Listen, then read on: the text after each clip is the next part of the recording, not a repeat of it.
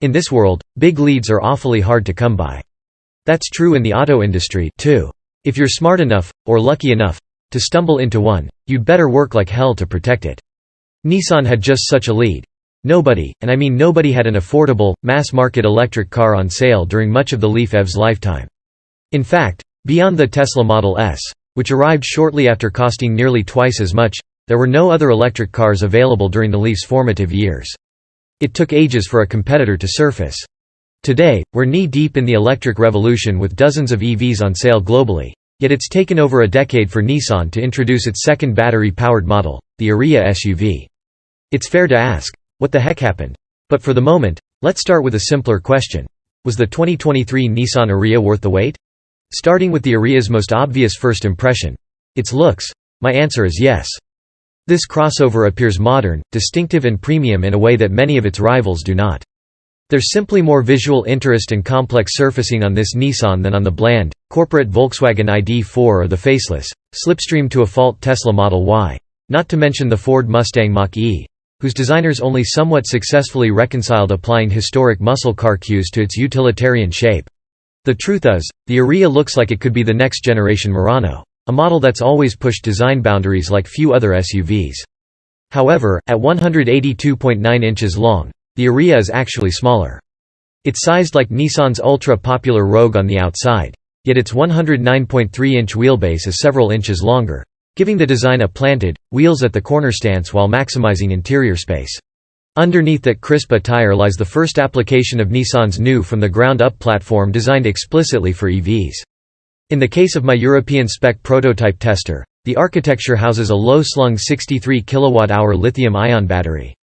This is the smaller of two packs that will be available at launch, with the larger 87 kWh unit pegged to provide 300 miles of range. Buyers will be able to choose from a single-motor, front-wheel drive setup or a significantly more powerful dual-motor all-wheel drive version. Both batteries will be available with either drivetrain. The front-drive, small-pack model's output is modest in view of today's hyper-inflated EV power wars, offering just 215 horsepower and 221 pound-feet of torque. Those are specs similar to that of Nissan's gas-powered Rogue, albeit with a big, heavy battery to haul around. The larger battery FWD model will have 238 horsepower. That might sound like a recipe for disappointing performance, but in practice, the Ariya has plenty of oomph. Company officials estimate the 0 to 60 mph time as a ho-hum 7.2 seconds, but due to the electric powertrain's smooth, instant torque delivery, it feels quicker off the line than that number suggests. Unfortunately, Nissan's driving course didn't really allow for the chance to gauge the Ariya's freeway passing prowess. If that's not enough oomph, Nissan will happily sell you a two-motor 2023 Ariya with E4 or AWD.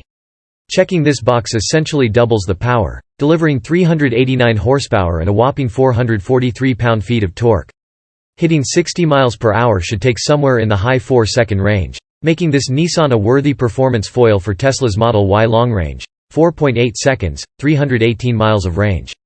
An E4 ORS model wasn't available to sample during this early test, however. It's not due until late fall, versus the FWD model's early autumn on sale timeframe. Importantly, Nissan cites a maximum charging rate of up to 130 kW, CCS standard, allowing for the larger 87 kWh pack to go from 10% to 80% in around 45 minutes on a DC fast charger. That's a lower rate than many competitors, including the excellent Hyundai Ioniq 5 and Kia EV6, models that may be this Nissan's toughest competition. Both Koreans boast charge rates of up to 350 kW. Nissan officials say its engineers chose to focus on a consistent, repeatable fast rate of charge instead of an impressive but short-lived peak rate that drops off quickly. The company maintains that the Ariya's higher steady rate of charge will yield similar, if not shorter, full charge times and more consistent results, but the only way to know for sure will be back-to-back real-world testing. My first drive comes on the billiard table's smooth but frustratingly rainy surfaces of Circuito de Jarama, a 2.4-mile road course on the outskirts of Madrid, Spain. Even with only two driven wheels, power delivery proves to be crystalline smooth, whether negotiating tight hairpins simulating low-speed parking maneuvers or with the hammer down on wide sweepers. It's certainly possible to induce wheelspin of the inside front wheel in corners with a heavy right foot, but the Ariya's traction management quickly gets with the program and deals with the problem sensibly, avoiding killing the acceleration and fun stone dead like many such systems. Nissan's user-selectable e-pedal returns, offering one-pedal driving with maximum regeneration or a more traditional freewheeling-like experience. I've always enjoyed one-pedal driving even in performance settings, and I'm able to quickly find my rhythm with the Ariya's energy recuperation software on the track. Even on Euro-spec 255/45 R20 Dunlop SP Sport Max summer tires. Safety first understeer remains the Ariya's order of the day, with the stability control system not allowing for much in the way of rear-end rotation, even in sport mode. That's only sensible. This is a comfort-oriented, family-minded SUV, not a performance model. Nissan may eventually decide to sick its Nismo team on the Ariya. But for now, automaker reps say Nissan is emphasizing driver confidence and serenity over elevated heartbeats and lower lap times. According to Aditya Jairaj, Nissan's U.S. Director of EV Sales and Marketing, Ariya customers are looking for style, capability and utility. Perhaps most important of all, Nissan's target buyers are looking for meaningful performance, Jairaj said. They're not looking for a rocket ship. That sense of tranquility over speed is reinforced by the Ariya's cabin, which might be Nissan's nicest effort in ages. At once contemporary and tech-forward, this EV's interior doesn't try to stun you with its modernity, nor does it confuse austerity for restraint. Nissan hasn't moved all of the controls to a gigantic center touchscreen. There's a much appreciated traditional volume knob and dedicated climate control switchgear present, along with redundant steering wheel controls. It's all fairly straightforward, with a handful of surprise and delight features. The new dashboard is dominated by a pair of 12.3-inch displays housed to appear like a single continuous electronic billboard of information. One is a dedicated, reconfigurable gauge cluster and the other the heart of the infotainment system. The dash itself floats above an almost completely flat floor, lending the front zero-gravity seats an airiness you won't find in Nissan's other SUVs. As for those surprise and delight features, a novel motorized center console whirs back and forth at the driver's command to enable just the right reach to the stubby monostable gearshift, the armrest, the wireless charge pad and a pair of somewhat chintzy cup holders. This sliding console may seem a bit gimmicky, but those who are particularly short or long of stature should appreciate the adjustable control reach. Similarly, my tester features a power-deployable center cubby that swoops from beneath the dashboard to accept your wallet, sunglasses or any number of other objects. This deep bin sits to the left of the glove box with an easy reach.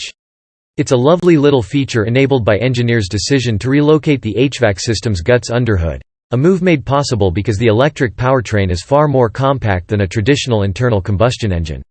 Unfortunately, Nissan didn't go the extra mile by adding USB power outlets to the bin, which somewhat limits its utility. Instead, USB-A and USB-C ports are located on a separate floor binnacle. The Ariya's driving position is comfortable and outward visibility is good, even from the second row.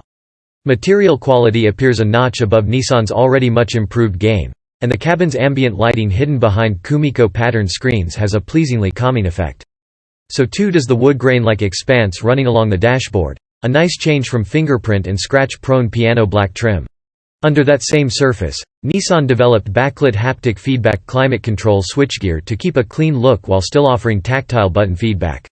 Unfortunately, it's hard to operate these controls without first taking your eyes off the road to locate them, and annoyingly, the physical controls are incomplete. If you want to activate the seat coolers or heaters, or adjust which vents the air emanates from, you still have to go through the touchscreen. Given the limited, track-focused nature of this event, there wasn't time to try out the wireless Apple CarPlay or Android Auto, nor assess the quality of the Ariya's audio system, but I look forward to doing so when I get a full US spec test drive. I did, however, check out the backseat and found it to be quite comfortable when the front chair was set up for my 5', 9" frame. There's plenty of head, knee and legroom, along with vents and seat heater controls. Slightly more toe room would be welcome, though, the front seats are close to the floor.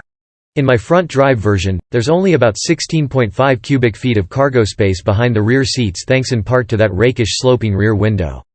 Fortunately, there's useful underfloor space and a helpful movable partition to keep groceries in place. There's no frunk for additional front storage. The Ariya's active safety game is strong, with standard Nissan Safety Shield 360, a bundle of driver assists that includes blind spot and lane departure warning, automatic emergency braking with pedestrian detection, rear cross-traffic alert, automatic rear braking and high beam assist. Parking sensors and a crisp 360-degree bird's eye display are also available. The Ariya will also be available with ProPilot 2.0, Nissan's next-generation assisted driving tech. This partially automated Level 3 system includes single-lane, hands-free, eyes-on operation on high-resolution mapped freeways, although the driver must first set their destination using the navigation system. ProPilot Park, which allows for hands-free parallel and perpendicular parking, will also be offered. Over-the-air updates will help keep the Ariya's drive systems abreast of road network changes, as well as allow for new features and bug fixes to be downloaded. Nissan is targeting pricing between $40,000 and $60,000 for the Ariya depending on powertrain, battery and content, making this model a clear strike at the heart of today's EV market. On the shallow end, the Ariya's FWD Venture Plus trim starts at $47,125 including a $1,175 destination fee minus $39,625 including the $7,500 federal tax credit. Nissan expects to have enough incentive to last beyond 2023 orders. While markedly less powerful than a Tesla Model Y long-range, that also means that Nissan's gateway to electric SUV ownership is significantly more affordable. Membership to Team Elon currently runs $66,190 including $1,200 for delivery. A more apples-to-apples comparison is Nissan's top-shelf $60,125 MSRP Ariya Platinum Plus AWD, as low as $52,625 with the tax credit. That's still a yawningly large gulf. At first blush, the 2023 Nissan Ariya impresses with its sleek style, sophisticated and serene cabin and ease of use. This isn't an EV that tries too hard to wow with its tech, nor does it force its owner to fundamentally rethink the way they drive. It's an easy and surprisingly elegant way to dip into the EV lifestyle. Of course, it'll take a much longer US spec drive on normal roads to know whether the Ariya's lower peak charging speed deficit and limited cargo space are significant real-world liabilities. But one thing's for sure. America's burgeoning electric SUV segment is about to get a tough new competitor. Editor's note: travel costs related to this story were covered by the manufacturer, which is common in the auto industry. The judgments and opinions of Roadshow staff are our own and we do not accept paid editorial content.